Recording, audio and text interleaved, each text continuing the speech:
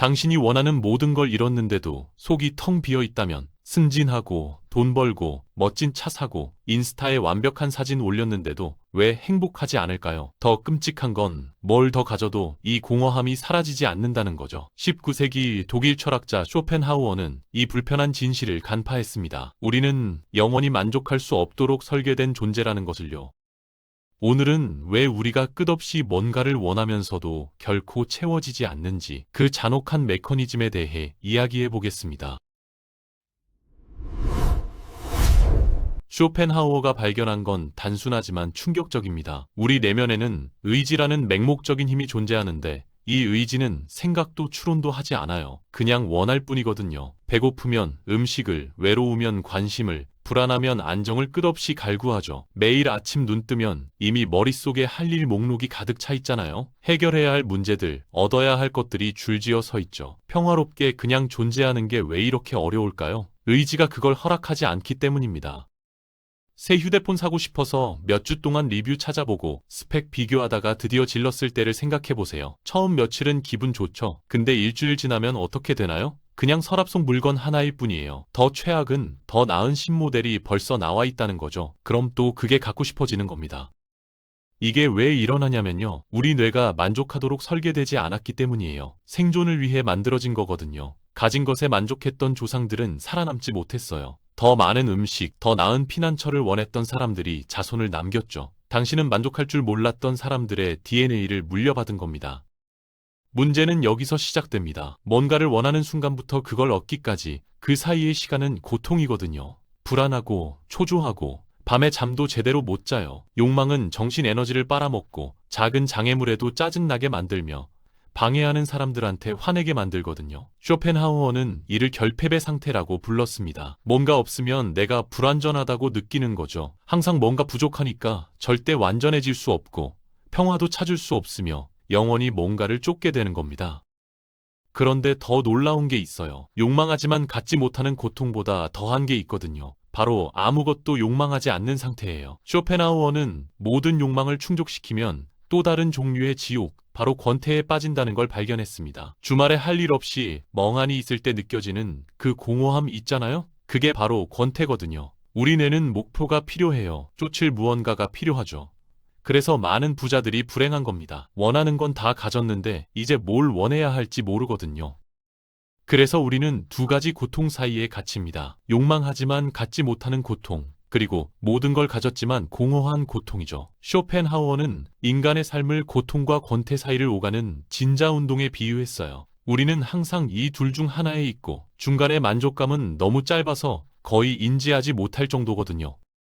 현대사회에서 이게 어떻게 작동하는지 볼까요? 기업들은 당신의 욕망을 만들어내는데 수십억을 쏟아붓습니다. 광고 하나하나가 당신의 삶이 그 제품 없이는 불완전하다고 느끼게 설계돼 있거든요. 자동차 광고를 떠올려 보세요. 단순히 이동수단을 파는 게 아니에요. 지위를 팔고 성공을 팔고 존경을 파는 거죠. 광고는 당신 안에 특정한 이미지로 보이고 싶은 욕망을 심어요. 그래서 차를 사는데 막상 사고 나면 아무것도 안 바뀌었다는 걸 깨닫게 되죠. 그들은 정확히 알아요. 인위적인 희소성을 만들고 한정 세일을 하고 재고 얼마 안 남음 같은 문구를 쓰면서 당신의 욕망을 자극하고 충동적으로 행동하게 만드는 방법을요. 이 시스템이 작동하는 이유는 쇼펜하우어가 발견한 걸 정확히 이용하기 때문입니다. 우리의 맹목적인 의지, 만족할 줄 모르는 본성을요. 소비할수록 공허함은 더 커져요. 마치 약물 중독자가 같은 효과를 느끼려고 점점 더 많은 양이 필요한 것처럼요. 인간관계를 생각해보세요. 연애 시작할 때 상대방이 내 모든 문제를 해결해 줄 거라고 기대하는 사람들 많잖아요. 누군가 만나고 끌리고 이상화하기 시작해요. 그 사람이 나를 행복하게 해줄 거고 공허함을 채워줄 거라고 믿죠. 머릿속으로 환상을 만들어 놓고 현실의 상대가 그 환상과 일치하길 바라는 겁니다. 근데 현실이 환상과 안 맞으면 어떻게 되나요? 좌절하고 싸우고 실망하게 되죠. 하지만 문제는 상대가 아니라 당신의 욕망에 있었던 거예요. 그래서 많은 관계가 강렬하게 시작했다가 공허하게 끝나는 거예요. 처음의 열정은 강렬한 욕망일 뿐이고 욕망이 충족되면 뭐가 남죠? 더 깊은 연결이 없다면 남는 건 지루한 뿐이에요. 중요한 건 내면이 공허한 상태에서는 어떤 관계도 당신을 완전하게 만들어줄 수 없다는 거예요. 다른 사람이 당신의 행복을 책임질 수는 없거든요. 커리어도 마찬가지예요. 원하는 직장 얻고 승진하고 높은 연봉 받으면 행복해질 거라고 생각했죠. 열심히 일하고 시간 희생하고 건강 망가뜨리면서요. 드디어 얻었죠. 그 행복은 얼마나 갔나요? 몇 주요? 얼마 안 가서 더 높은 직급을 쳐다보고 있었잖아요. 성공의 사다리는 끝이 없어요. 현재를 즐길 틈 없이 항상 다음 목표만 쫓게 되거든요. 직업적 성공은 또 다른 끝없는 욕망이 됩니다. 더 올라갈수록 문제는 계속돼요. 형태만 바뀔 뿐 사라지지 않거든요. 그리고 기대했던 성취감은 결코 오지 않죠. 왜냐면 그건 지기 때문이 아니었으니까요. 당신이 스스로에게 뭔가 증명하려 했던 거고 그 증명은 영원히 충분하지 않을 거예요. 소셜미디어는 어떨까요? 휴대폰 켜면 사람들이 여행하고 파티하고 행복해 보이는 모습이 보이죠. 완벽한 몸, 멋진 집, 문제 없어 보이는 삶들이요. 그리고 당신은 결점투성이인 당신 현실과 그걸 비교하게 돼요. 어떤 기분이 드나요? 질투, 부러움, 부족함이죠. 게시물 하나하나가 당신이 가지지 못한 걸 상기시켜요. 하지만 전부 환상이에요. 아무도 힘든 순간을 올리지 않거든요. 필터와 각도로 만든 완벽한 몸매, 엄청난 빚을 낸 여행이에요. 당신은 자신의 현실을 남들의 환상과 비교하는 거고 그 비교에서 항상 질 수밖에 없어요. 소셜미디어는 비교를 중독으로 만들었어요. 예전엔 이웃이랑 비교했지만 이제는 전 세계 사람들과 비교하죠. 더 큰 문제는 당신도 이 게임에 참여한다는 거예요. 가장 멋진 순간들만 올리면서 스스로 환상을 만들어내는 거죠. 좋아요와 댓글에 집착하고 자신의 가치를 타인의 인정에 의존하게 되거든요. 알림 하나하나가 작은 쾌감을 주고 안 오면 작은 고통을 느껴요. 외부 인정에 중독된 겁니다. 그렇다면 어떻게 해야 할까요? 쇼펜하우어는 몇 가지 방법을 제시했어요. 첫째는 의지의 본질을 이해하고 받아들이는 거예요. 욕망 자체를 없앨 수는 없지만 욕망의 노예가 되는 건 멈출 수 있거든요. 욕망이 일어날 때 그걸 관찰하세요. 즉시 몰입하지 말고요. 이게 진짜 가치 있는 걸 줄지 아니면 헛된 순환일지 자문해보는 거예요. 핵심은 의지의 강도를 낮추는 겁니다. 어떻게요? 삶을 단순화하고 필요를 줄이는 거예요. 필요 없다고 결정하는 모든 게 쟁취한 자유거든요. 미니멀리즘은 가난해지는 게 아니에요. 시간, 돈, 에너지를 어디에 쓸지 의식적으로 선택하는 거죠. 수많은 것들 쫓는 걸 멈추면 마음에 여유가 생기고 평화가 와요. 가지지 못한 것에 대한 불안이 사라지고 비교하는 일도 없어지죠. 문제는 결코 물질의 부족이 아니었어요. 욕망의 과잉이었던 거죠. 쇼펜하우어는 예술을 일종의 도피라고 했어요. 진정으로 아름다운 걸 감상할 때 자신을 잊게 되거든요. 욕망도 걱정도 문제들도 잊어버려요. 잠시 동안 항상 뭔가 갈망하는 사람이 아니라 그저 관찰하고 느끼고 존재하는 존재가 되는 거죠. 음악이든 그림이든 자연이든 뭐든 상관없어요. 중요한 건 그 순간 모든 의지가 멈춘다는 거예요. 그냥 현재에 있을 뿐이죠.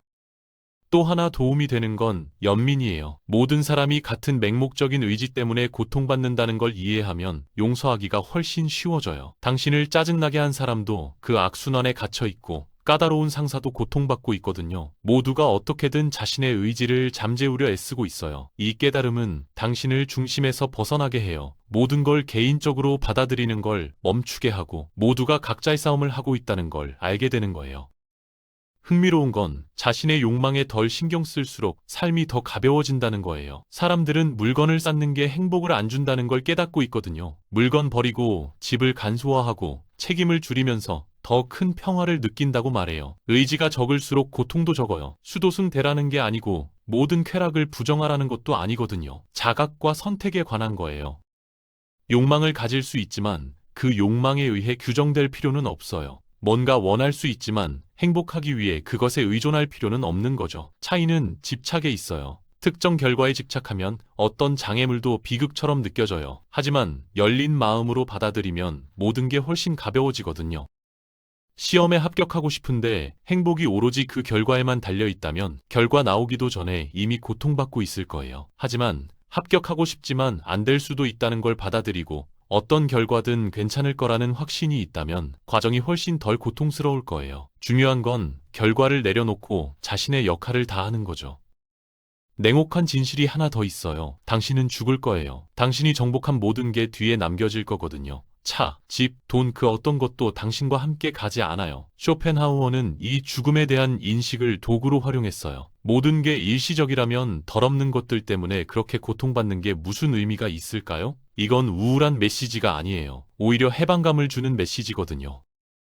세상에 영원한 건 없다는 걸 받아들이면 집착이 줄어들어요. 현재 순간이 다시 안 온다는 걸 알기에 더 소중히 여기게 되죠. 원하는 것 얻을 때까지 행복을 미루지 않게 돼요. 행복은 정복에 있는 게 아니라 아무것도 정복할 필요 없이 존재하는 것임을 깨닫게 되는 거예요. 목표와 꿈은 여전히 유효해요. 차이점은 동기에 있거든요. 사회가 기대해서도 아니고 남들이 해서도 아니라 진짜 자신에게 의미 있어서 노력할 수 있어요. 그리고 설령 못 이뤄도 괜찮죠. 중요한 건 결과가 아니라 과정, 성장, 배움이니까요.